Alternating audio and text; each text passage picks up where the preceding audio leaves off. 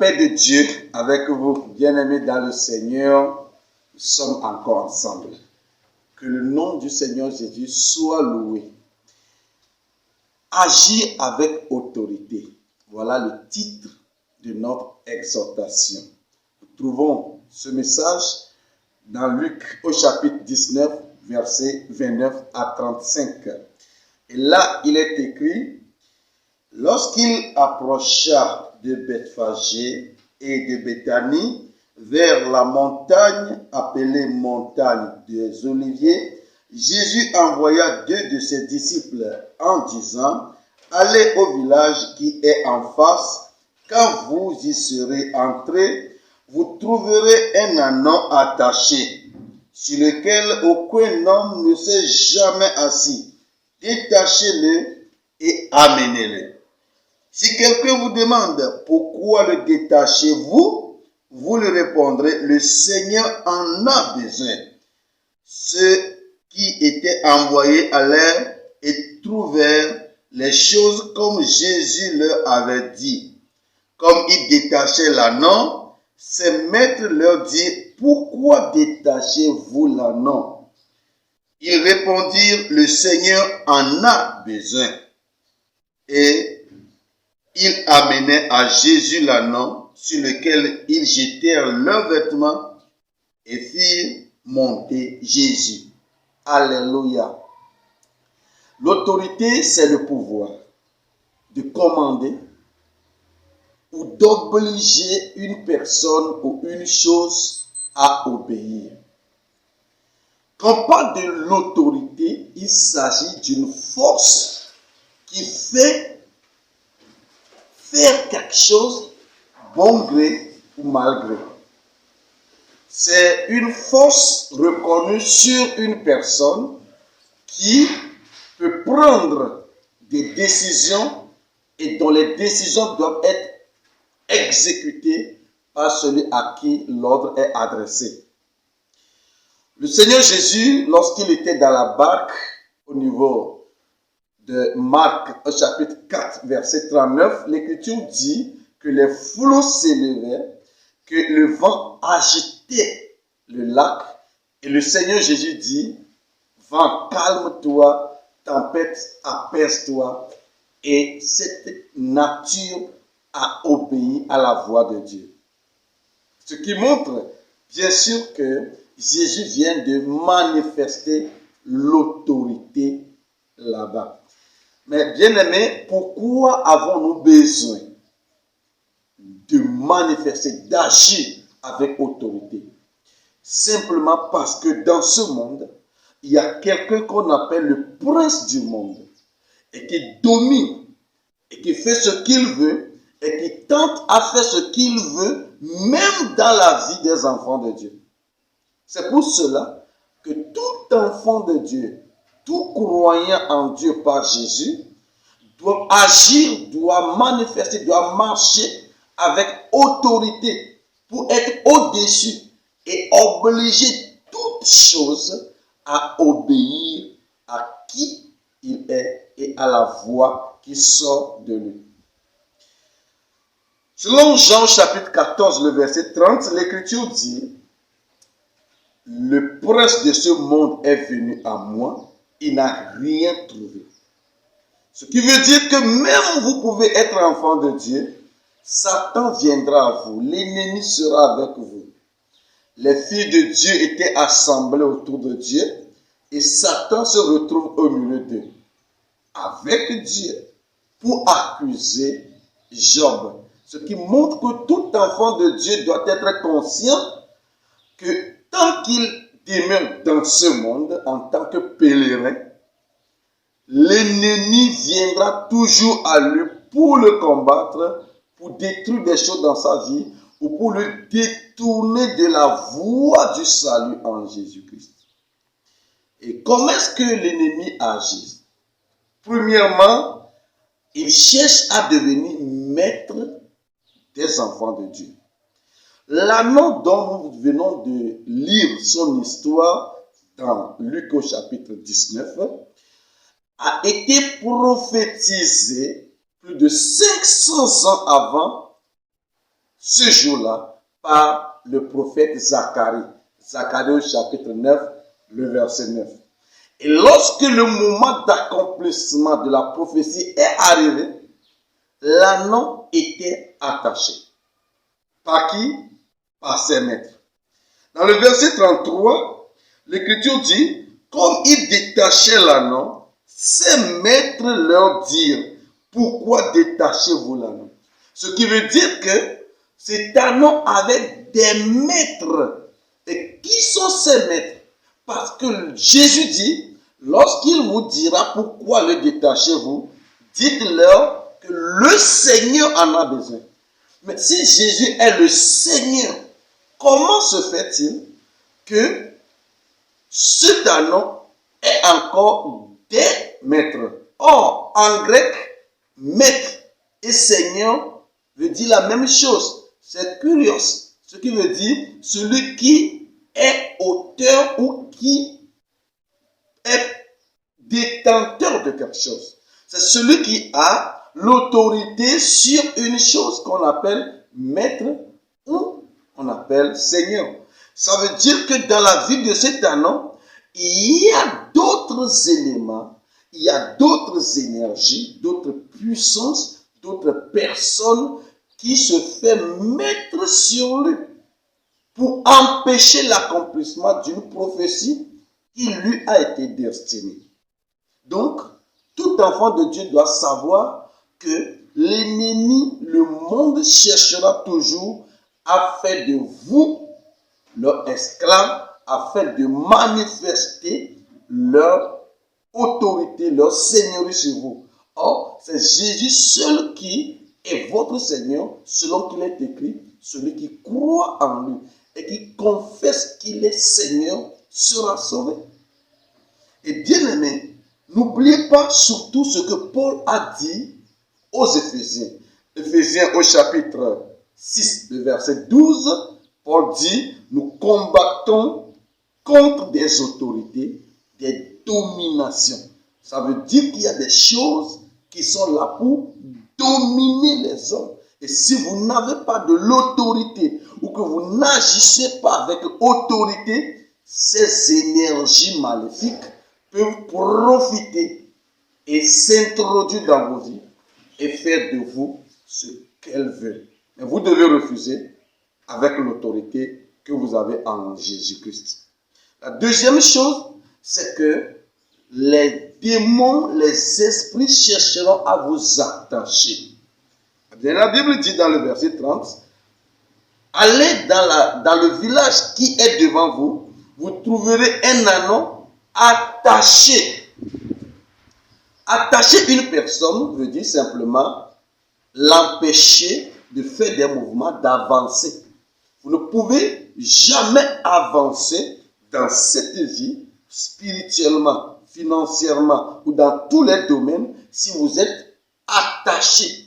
Et nous pouvons être attachés, bien sûr, par des démons, mais aussi par des pensées, par des idées qui ne vous permettra d'avancer, d'évoluer, de réaliser des visions, de faire des projets pour l'avenir. C'est pour cela qu'il faut être détaché de tout ce qui vous maintient sur place et qui empêche votre avancement ou votre évolution. Et pour ce faire, il faut manifester l'autorité ou vivre par autorité. Mais comment est-ce que l'autorité se manifeste? D'abord, nous devons noter qu'il y a deux sortes d'autorité en Dieu, bien sûr. Premièrement, nous avons l'autorité souveraine. C'est quoi l'autorité souveraine? C'est la puissance et la domination qu'exerce notre Dieu avant la création et pendant la création. Dieu est maître de tout. Il a la puissance sur tout et tout l'obéit, bon gré, mal gré. L'Écriture dit, quand Dieu parle, ce qu'il dit s'accomplisse. Psaume chapitre 33, le verset 9 dit, Dieu a parlé. Et ce qu'il dit, c'est réalisé. Dieu a dit et la chose est arrivée. Ce qui montre qu'il a l'autorité pleine, absolue sur toutes les choses et tout ce qui se passe selon sa volonté. Et il n'autorise des choses qui nous arrivent que lorsqu'il trouve que c'est bon ou ce n'est pas bon. Donc, ce qui montre que notre Dieu n'a besoin de qui que ce soit, de quoi que ce soit, pour faire ce qu'il veut. D'abord, la Bible dit, c'est Anne qui nous le dit, la mère de Samuel dit, c'est lui qui tue, c'est lui qui donne la vie. C'est pour cela qu'il doit être respecté pour montrer dans ce monde ce qu'il est en autorité par les enfants de Dieu.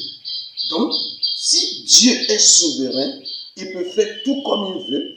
Il peut même dire à un démon de faire quelque chose que le démon le veut ou pas, selon qu'il est écrit, Colossiens chapitre 1 verset 16, tout a été créé par lui et pour lui. Bien-aimé dans le Seigneur, nous avons un Dieu qui a le pouvoir sur toutes choses, qui a toute autorité et qui agit selon qu'il veut. Et lorsque nous nous plaçons en lui, dans son monde, cette autorité sera avec nous et agira pour nous en toutes choses. Deuxième façon d'exercer l'autorité, c'est l'autorité déléguée. Vous allez me dire, mais qu'est-ce que ça veut dire, l'autorité déléguée? C'est lorsque une personne qui détient le pouvoir donne à une autre personne d'exercer sous son autorité ou avec son autorité. La Bible dit, dans Luc au chapitre 19, le verset 31 dit, « Si quelqu'un vous demande, pourquoi le détachez-vous? Vous lui répondrez, le Seigneur en a besoin. » Le Seigneur en a besoin. C'est-à-dire que quand vous irez, vous ne parlerez pas à votre nom, mais vous allez parler au nom du Seigneur.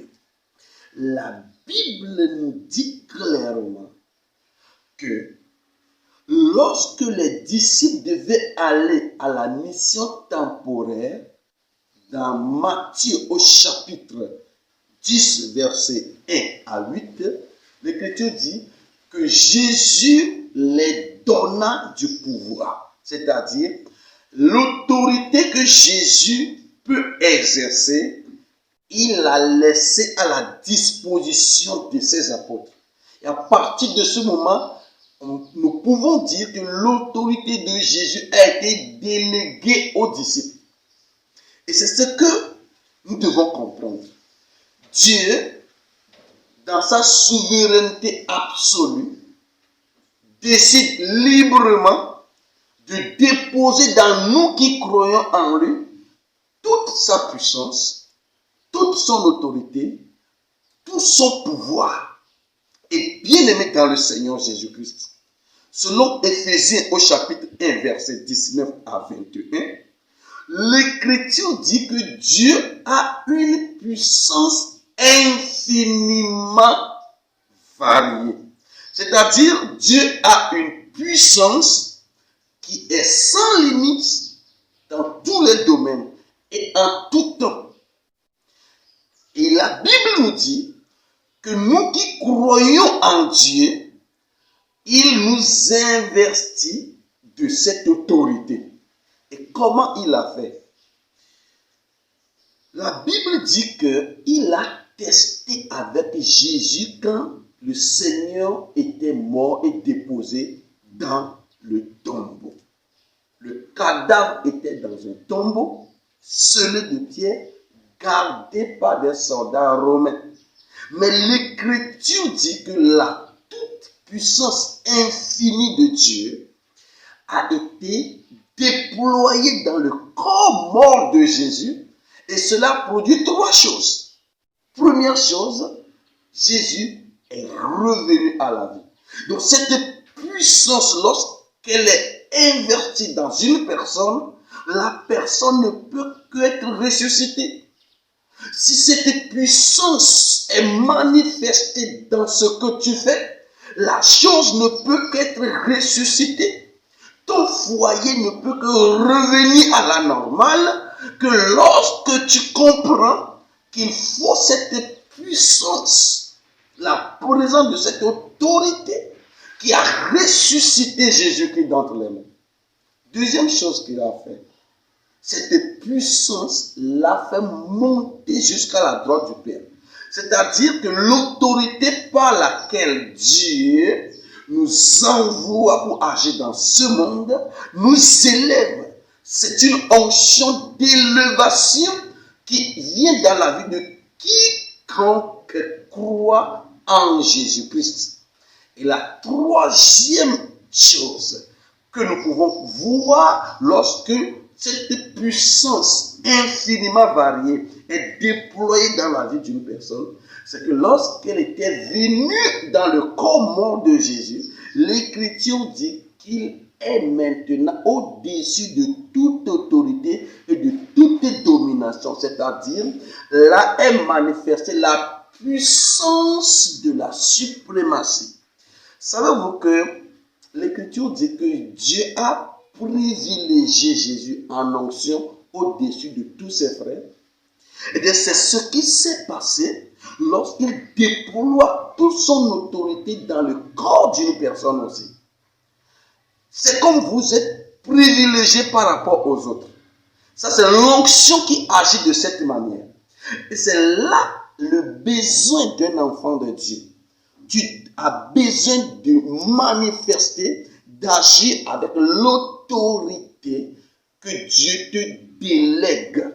Alléluia. Ainsi, pour exercer l'autorité de Dieu, le secret, c'est deux niveaux. Premièrement, c'est quand vous croyez en ce que Jésus a fait pour vous. C'est-à-dire, c'est lorsque d'abord vous êtes sauvés. Vos péchés sont expiés, non pas par les œuvres. Dieu ne vous accepte pas sur la base de ce que vous avez fait, mais parce que vous vous placez par confiance en Jésus.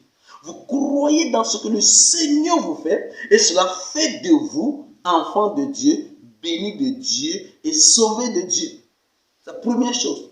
Et lorsque vous croyez, automatiquement, cette puissance est déployée en vous aussi. Cette autorité vous est déléguée. Alors vous devez maintenant prendre conscience de ce que vous recevez par la foi. Qu'est-ce que vous avez reçu par la foi? L'autorité absolue de Dieu. Dieu ne met pas 50% de son autorité en vous. Bien sûr que non. Dieu ne met pas 99% de son autorité en vous. Bien sûr que non. Mais Dieu déploie la puissance infiniment variée de sa personne en vous. C'est ce que Éphésiens 1, verset 19 à 21 nous enseigne. La deuxième chose, lorsque vous croyez en Jésus, vous devez maintenant agir par motif dans l'intérêt de Dieu. Vous ne pouvez jamais exercer l'autorité de Dieu lorsque la raison qui vous pousse à le manifester n'est pas absolument mise dans l'intérêt de Dieu. N'oubliez pas ce que Jésus leur a dit. Lorsque vous y allez, vous le détachez. Les maîtres vous diront pourquoi le détacher. Vous dites-le que le Seigneur en a besoin. Ce n'est pas nous qui avons besoin. Celui qui en a besoin, c'est le Seigneur. C'est Jésus qui en a besoin. Beaucoup de leaders d'église manquent de la manifestation d'autorité, tout simplement parce que l'objectif n'était pas pour que la gloire de Dieu soit manifestée, mais pour qu'il soit reconnu comme pasteur, ou qu'il soit reconnu comme les hommes oués puissamment de Dieu. Et là, ça ne marchera pas. Je priais avec une personne et pendant plus de 6 mois, rien ne se passait. Et j'allais devant le Seigneur pour lui dire, mais pourquoi rien ne se passe? Et un jour, le Seigneur m'a révélé que parce que tu pries sur lui, afin que la solution montre que toi, tu es pasteur. Tu es vraiment appelé. Tu as de la puissance. Et là, l'intérêt de moi, ton Dieu, n'existe pas. C'est pour cela que je ne vois pas en quoi je dois intervenir. Et à partir de ce jour, j'ai compris que ce n'est pas seulement que je sois pasteur avant d'exercer l'autorité de Dieu. Mais il suffit que je reconnaisse que Dieu a besoin de se faire connaître à travers moi ou à travers un événement qui se passe devant moi. L'intérêt de Dieu doit être placé devant. Selon Jean chapitre 17, verset 2, Jésus explique pourquoi Dieu l'a investi d'autorité et de gloire. Il dit, pour que ce que tu m'as donné est la vie éternelle. Donc, il n'y a rien qui soit fait pour la gloire personnelle de Jésus, mais c'est pour la gloire en absolu de Dieu. C'est pour cela, si vous voulez exercer l'autorité, bien-aimé, c'est-à-dire parler et ce que vous dites s'accomplisse par force, il faut que le motif soit selon l'intérêt de Dieu et que ça glorifie notre Dieu, notre Seigneur. Que faut-il faire, bien-aimé? À deux choses. Tout ce que nous venons de dire. Première chose, vous devez savoir l'autorité de Dieu qui est déjà en vous. Ce n'est pas le jour où vous priez, vous demandez quelque chose, que cette autorité vienne. L'autorité est déjà invertie à vous. Jésus dit, je voyais Satan tomber du ciel comme un éclair. Je vous ai donné de l'autorité, de la puissance, de marcher sur sa puissance, sur tout serpent, sur tout scorpion, et aucun mal ne vous arrivera. Donc Jésus a déjà donné autorité, même avant la fondation du monde. Et lorsqu'il est mort, cette autorité peut être accessible, est rendue accessible à tous ceux qui croient. Et lorsque vous croyez, l'autorité là est déployée en vous. Donc, prenez conscience que vous avez déjà la force. Si vous avez une manifestation démoniaque dans vos sommeils, dans la nuit, en toutes choses, n'oubliez pas que vous êtes une personne dotée d'autorité de Dieu. Ça, c'est la première chose. Deuxième chose, vous ne pouvez agir qu'au nom de Jésus. Éphésiens au chapitre 2, versets 9 à 11 nous dit que Dieu l'a souverainement élevé et lui a donné un nom au-dessus de tout nom, en sorte qu'au nom de Jésus, tout genou fléchit et toute langue confesse que Jésus est Seigneur. La langue ne confessera pas que toi tu es pasteur, toi tu es un chrétien, toi tu es un fidèle dévoué. Mais toute langue confessera que Jésus est Seigneur. Ainsi vous devez agir au nom de Jésus. Et agir au nom de Jésus veut dire que vous vous effacez devant la situation et que vous laissez Jésus agir. Votre voix sera maintenant couverte par la voix de Jésus, en sorte que toute oreille qui écoutera vos mots, vos paroles, écouteront en fait la voix, la parole de Jésus et obéiront. Donc vous devez agir au nom de Jésus. Et troisième chose que je peux vous dire, pour finir, c'est que vous devez vous soumettre à une autorité. Ça, c'est un secret du ministère que j'ai appris. Vous devez vous soumettre à une autorité. Si vous avez un leader au-dessus de vous, vous devez vous soumettre à lui. Vous devez vous soumettre d'abord à Dieu. Obéir à tout ce que Dieu dit. Et la façon dont vous obéissez à ce que Dieu dit fera que quand vous l'invoquez en toutes choses, Dieu fera obéir aussi votre voix. Vous devez obéir à celui qui est au-dessus de vous. Vous êtes fidèle, vous avez un pasteur, vous avez un prophète. Soumettez-vous à lui selon le Seigneur. Vous êtes un homme, vous devez vous soumettre à Dieu, vous soumettre à votre leader. Vous êtes une femme, vous devez vous soumettre à votre mari. Sinon, l'autorité que vous avez déjà ne peut jamais se manifester. Bien aimé, que Dieu vous bénisse. Maintenant, vous qui nous suivez et que vous savez que vous n'avez pas encore Jésus-Christ dans votre vie, eh bien, croyez-le ou non, vous ne pouvez en aucun cas être puissant dans ce monde. Vous serez toujours dominé, vous serez toujours assujetti, désorienté dans la vie. C'est pour cela que Jésus a laissé tomber son autorité et il est venu mourir pour vous, afin que quand vous croyez en lui, vous reprenez l'autorité que lui l'a laissée, parce qu'il est devenu fils de l'homme, pour que vous deveniez fils de Dieu et exercer l'autorité, la puissance du Fils de Dieu. C'est pour cela que vous devez accepter qu'il est mort pour vos péchés et vous revenez à lui par la foi dans la repentance, c'est-à-dire en vous reconnaissant pécheur et être convaincu que c'est seulement par lui que votre vie aura le vrai sens en Dieu, c'est-à-dire vous serez sauvés et avoir la vie éternelle. Que Dieu vous bénisse. Je suis pasteur Boubouli de l'église missionnaire Christ et Vie. Nous sommes au Togo à Lomé. Nous vous bénissons. Agissez par autorité au nom de Jésus. Amen.